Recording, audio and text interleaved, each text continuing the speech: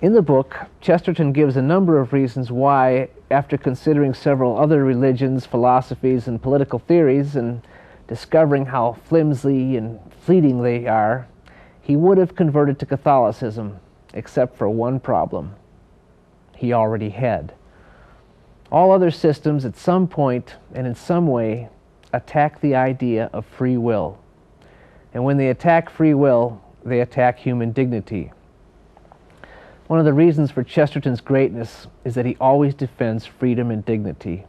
He argues that nothing is inevitable. We need never to surrender to this or that set of circumstances, to social forces, to biological determinism, to history, or to fate. This is the essence of freedom. Modern man thinks freedom means breaking the rules. But as Chesterton points out, freedom means exercising free will to obey the rules. Without freedom, there's no such thing as obedience and responsibility. We're not forced to obey. We choose. That is what gives us our dignity. We make a vow by choice. Freedom means keeping the vow, no matter how difficult, not breaking it, no matter how compelling. The world, of course, thinks that a person who becomes Catholic gives up his liberty. But as Chesterton says, tell a Catholic convert that he's lost his liberty, and he will laugh. This book is largely a defense of liberty and an attack on its enemies. The progressives, the reactionaries, the socialists, the capitalists, all appeal to trends and inevitabilities. Some insist that the world is getting better, others insist that the world's getting worse. But Chesterton says, what the world does is wobble. Life itself is not a ladder, it is a seesaw. This is basically what the church has always said. There are wrongs that can be righted and should be righted, but there's no certainty that they will be righted. The church tells us that we must not count on the certainty of comforts becoming more common or cruelties more rare, as if there was an inevitable trend toward a perfect and perfectly sinless humanity. We must not hate humanity, or despise humanity, or refuse to help humanity, but we must not trust humanity. When Chesterton says we must not trust humanity, he especially reminds us not to put too much trust in politics or in whatever political party we pick. We generally expect too much from political parties, but none of them are based on any permanent philosophy, and because of that, at some point they will conflict with the faith. A Catholic would be especially wise not to put too much faith in anything other than the faith. A Catholic should resist the fleeting philosophies and the ephemeral ideas offered by any social movement or political party or anything else. Certainly we should be wise enough not to put our trust in progress. Progress cannot say what it is. It is detached from any eternal goals. It is purely pragmatic and ultimately immoral. And Chesterton predicts in this book, written in 1935, that the march of progress will lead us through contraception, to abortion, and to infanticide. He also seems to be describing the present state of things when he says, one of the chief natures of the state of peace which we now enjoy is the killing of a considerable number of harmless human beings. There are many other prophetic comments in this book. He anticipates the trend of our popular entertainment to the ever bigger, bolder, louder, and more shocking. He says, the nerve is being killed, and it is being killed by being overstimulated and therefore stunted and stunned. He also rightly predicts that people would appeal to conscience as the supreme authority and use it to justify every ill-conceived idea. And he argues, why should your conscience be any more reliable than your rotting teeth or your defective eyesight? A Catholic appeals to something much higher and more trustworthy than conscience. A Catholic, says Chesterton, is a person who has plucked up the courage to face the incredible and inconceivable idea that something else may be wiser than he is. The Church proclaims the truth. Those who reject the church would like truth to conform to their own desires. They will not admit the truth, which is something greater than themselves. They will not only disobey the truth, they will attack it. What is really at work in the world today is anti-Catholicism, and nothing else. It certainly is not Protestantism. You see, Protestantism is now only a name, but it is a name that can be used to cover virtually every ism, except Catholicism. It is now a receptacle into which can be poured all the 1,000 things that for 1,000 reasons react against Rome. But it can only be full of these things because it is itself empty. Every sort of negation, every sort of new religion, every sort of moral revolt or intellectual irritation that can make a man resist the claim of the Catholic faith is here gathered into a heap and covered with a convenient label. What is replacing this hollow thing called Protestantism is paganism, which is a thing more attractive because it appears to be more human than any of the heresies. The pagan looks to the natural forces of this world for his pleasures. But these natural forces, when they are turned into gods, betray mankind by something that is in the very nature of nature worship.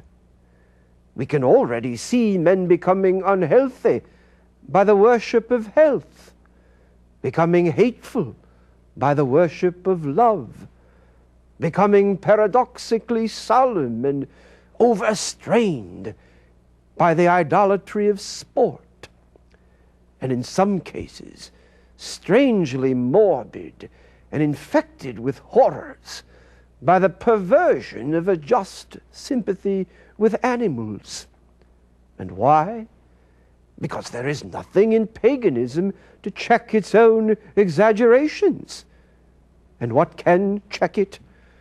Only a return to Thomistic philosophy can check it, because it is the philosophy of common sense.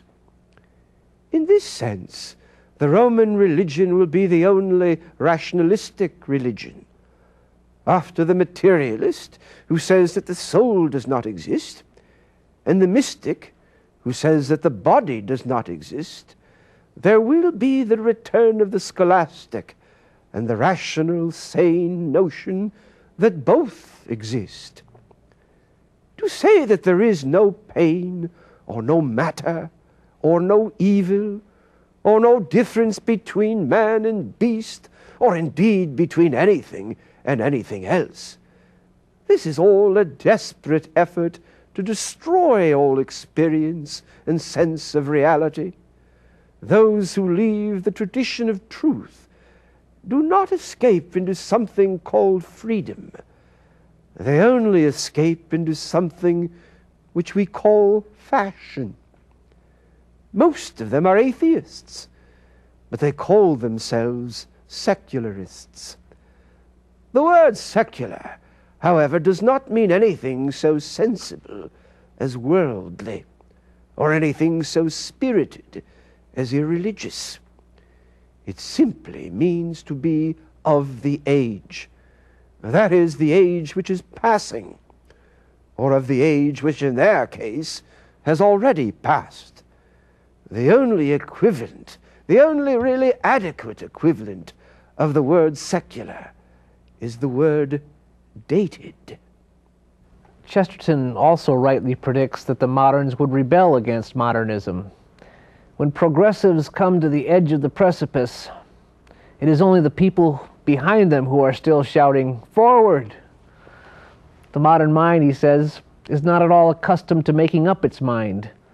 And modern intellectuals, for want of a more intellectual term, says Chesterton, while unable to make up their own minds, would like to make up everyone else's mind. On the one hand, they'd like to force social programs on common people that would deprive them of their freedom. On the other hand, they'd like to do away with the basic moral truths calling the resulting anarchy freedom, and thereby deprive people of their dignity. There are not many things which move me to personal contempt. For instance, I do not feel contempt for an atheist, who is often a man limited by his own logic to a very sad simplification. Nor do I feel any contempt for a communist, who is often a man driven to the same negative simplification by a desire to revolt against very positive wrongs. But I do feel what I can only call contempt for the popular propagandist of what is absurdly called birth control. I despise birth control, first because it is a weak and wobbly and cowardly word. It is also an entirely meaningless word. What its quack doctors, who are really not doctors at all but propagandists, what they recommend does not control any birth. It only tries to make sure that there will never be any birth to control. But of course, these people know that they dare not write the plain word birth prevention.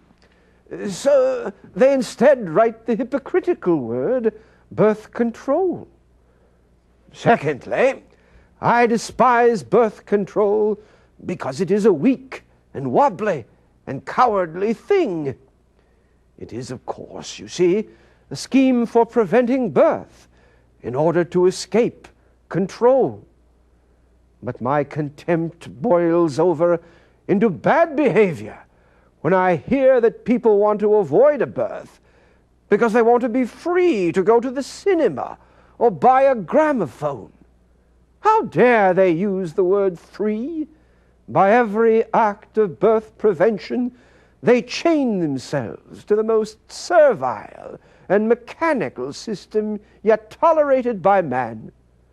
What are the cinema and the gramophone but central mechanisms giving men exactly what their masters want them to have? But a child is the very sign and sacrament of personal freedom. His is a fresh free will added to the free wills of the world. He is something that his parents have freely chosen to produce and freely agree to protect. He has been born without the intervention of any master or lord. He is a creation and a contribution. People who prefer mechanical pleasures to such a miracle are jaded. Worse than that, they are enslaved. They are preferring the very dregs of life to the first fountains of life. It is they who are hugging the chains of their old slavery, while it is the child who is ready for the new world.